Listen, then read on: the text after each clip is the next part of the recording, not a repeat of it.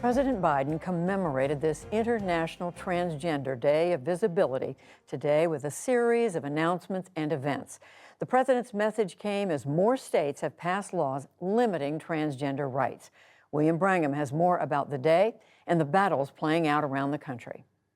That's right, Judy. The Biden administration announced a number of changes to make the government more inclusive, including giving trans people the right to mark X for their gender identity on their passports.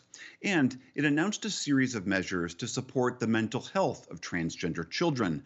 But perhaps most powerfully, in this video message, President Biden told trans individuals, quote, "Your president sees you."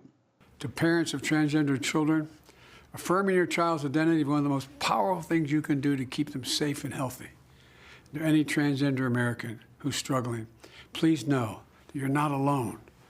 To parents and children alike, please ask for help and know this: you're so brave, you belong, and we have your back. This all comes as more than 130 bills targeting transgender rights specifically were introduced in state legislatures this year. Just yesterday, Oklahoma became the 13th state to sign into law a bill banning transgender women from competing on female sports teams at public schools and colleges. In Arizona, Governor Doug Ducey signed bills targeting trans youth, including one that would restrict access to gender-affirming health care. For more on all of this, I am joined by award-winning writer and activist Raquel Willis. Raquel, great to have you on the NewsHour. Before we get to what is happening in the states, I want to acknowledge that today is supposed to be a day of recognition and visibility and celebration. And I'm wondering if does it feel that way to you? Does it feel like today is important?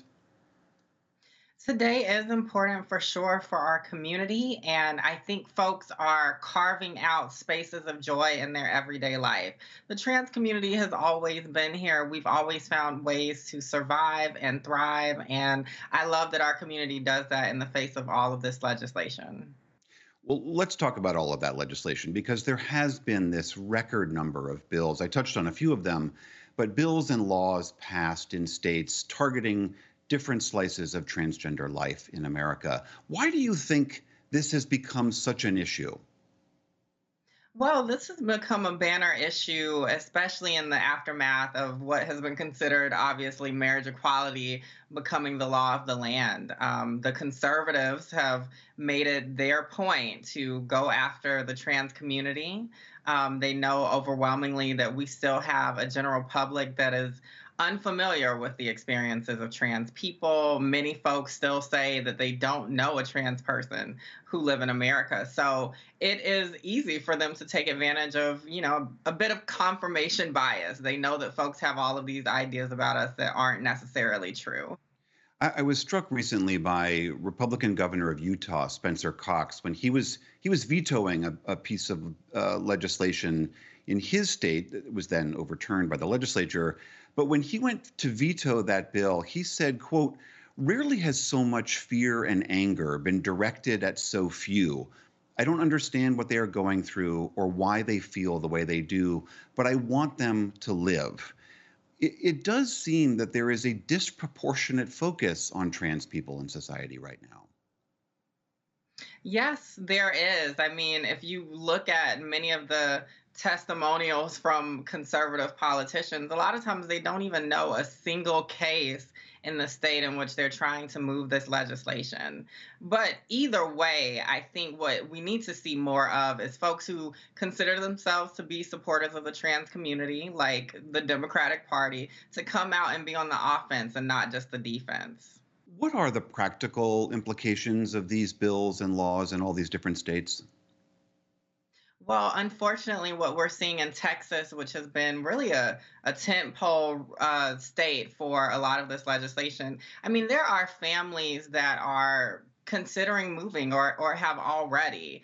And then, of course, there are lots of folks who are trans who just do not feel safe. That impedes their ability to be visible as we're celebrating today. So I think we have to get a grapple on why our experiences are so vital and why we are valid as human beings.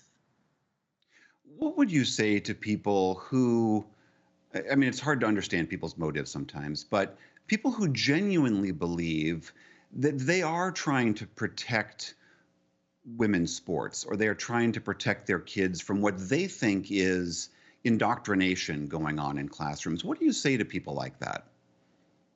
Well, I think that we have to consider that the folks who are overwhelmingly trying to move this legislation to supposedly protect women's sports have never really cared about women's inclusion in different sectors of society previous to this. So I think that that is very telling. I think it also paints an unfair picture. And, to my point earlier about the ramifications of this, I mean, we don't want to see an increase in suicidality amongst young people, which we know happens when they don't have environments that are affirming. And we don't need to see a stoking of the violence that already exists. I mean, we've already lost a number of trans folks, mostly trans women of color, to senseless violence this year. Right, that violence is going hand in hand with this rise in these numbers of bills. Do you see those as connected, or are those just parallel tracks? I definitely see them as connected. I think that we can't disentangle what happens when we hear political rhetoric that says that we shouldn't exist. It says that we don't deserve the same rights as other folks, we don't deserve health care, housing, and to be ourselves, to be loved by our families. I mean, that's the big thing. If you think about the young children who are able to even name their truth to their families and then finally find support. Now, for instance, in places like Alabama and beyond, you're seeing criminalization of families that are affirming and loving. That's not okay. All right, that's writer and activist Raquel Willis. Thank you so much for being here. Thank you.